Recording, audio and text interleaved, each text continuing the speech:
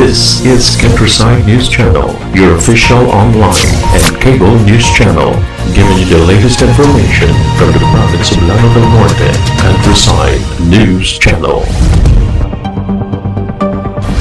Madam Speaker, I now move that the gentleman from the 1st District of Lanao del Norte, Congressman Mohamad Khalid Dimaporo, be recognized to avail of the privilege hour and to talk about the Pantao Ragat raid and the inaction of the Department of Justice.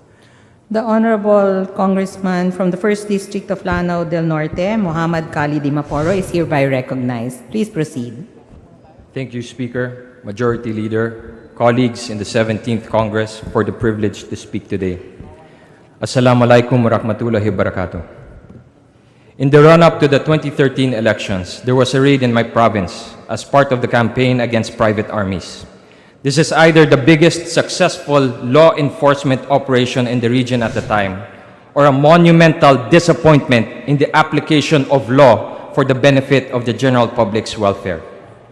I wish to discuss tonight the 2013 raid in Pantao Ragat, Lanao del Norte.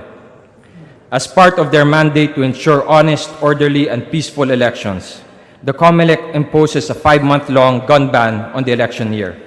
The PNP implements the gun ban by establishing checkpoints, especially in areas identified as hotspots of violence during the elections.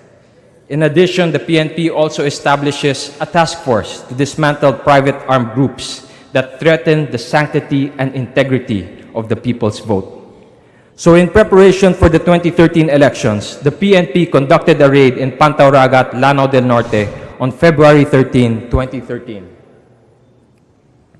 CIDG intelligence identified Vice Mayor Lacson Lantod as a warlord using the Citizens Armed Forces Geographical Unit, or CAFGU, as his private armed group. As a result of their intelligence operations, Executive Judge Marino M. De La Cruz Jr. of Branch 22 NCR Judicial Region Manila issued search warrant 13-21378. With the support of a warrant, CIDG Region 10 executed a raid using SAF personnel in coordination with local PNP and AFP counterparts. They convened in the AFP Brigade headquarters at Barangay Maria Cristina, Iligan City, and entered Pantao Ragat at the break of dawn. The raid was successful, as seen in the images on the screen. 7 members of the town's CAFGU were found in the residence of Vice Mayor Lantod. More than 40 guns were seized. The inventory included an M60 machine gun, 6 M203 grenade launchers, 9 M14 Armalite rifles, 14 M1 Garand rifles, 6 short handguns, and an assortment of ammunition. PNP Region 10 spokesperson Senior Superintendent Ronnie Francis Cariaga reported that the house also yielded vests, ammunition, bandoliers, and other protective equipment marked AFP and PRAT. The 2013 raid in Pantao Ragat is an example of good intelligence operations and textbook incidents-free execution. In recognition, incumbent Chief PNP Alan Purisima awarded the Medalya ng Kadikalaan to all personnel of CIDG Region 10 on March 8, 2013.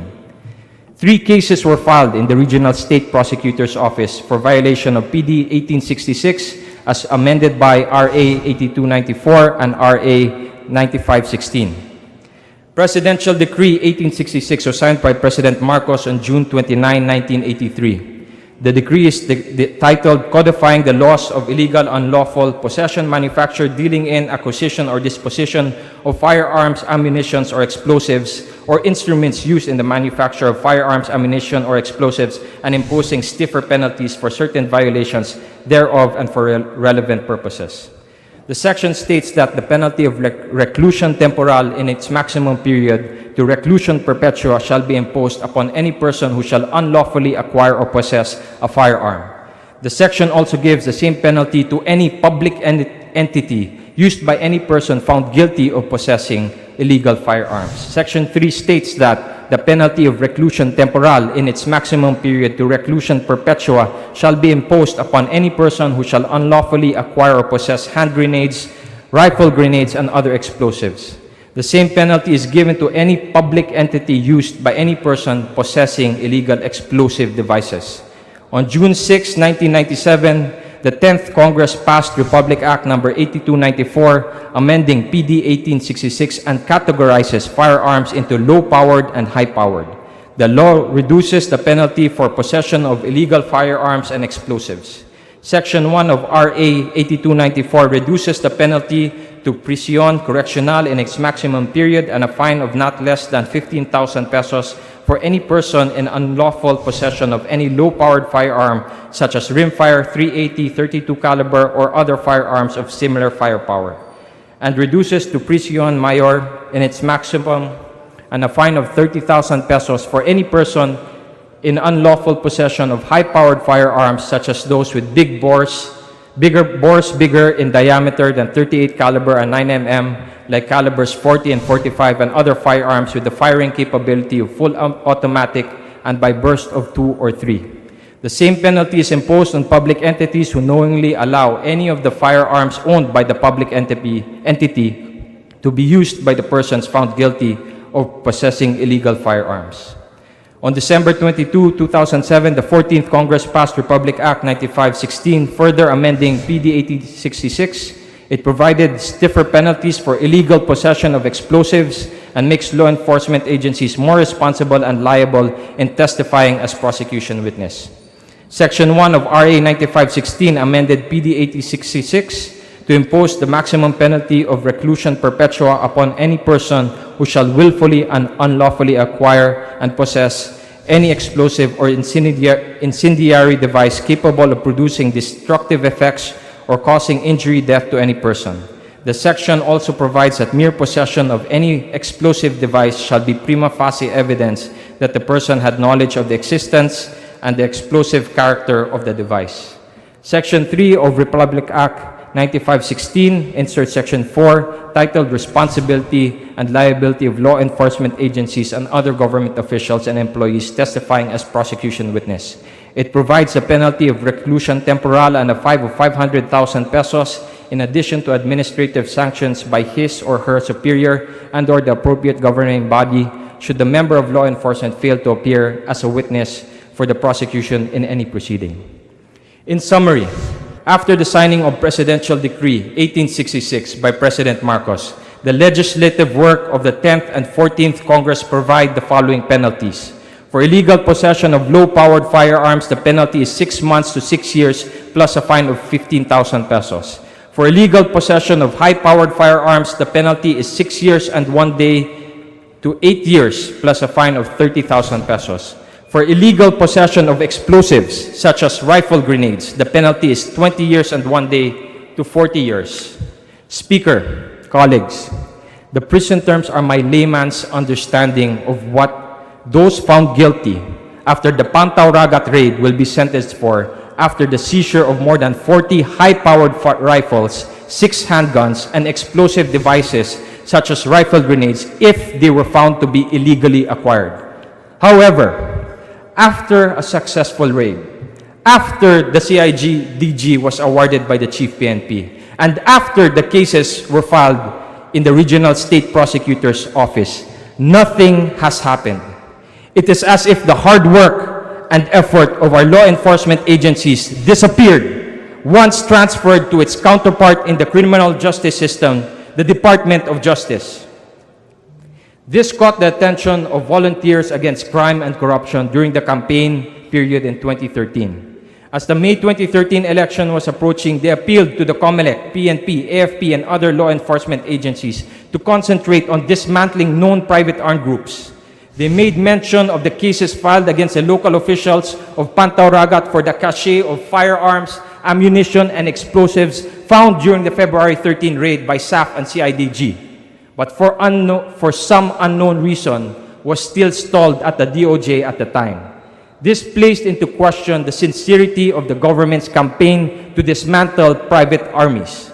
In the 16th Congress, my predecessor, Congresswoman Angging Quibranza Dimaporo, made 2 privileged speeches and filed House resolutions regarding the cases filed in DOJ as a result of the Pantao Ragat raid.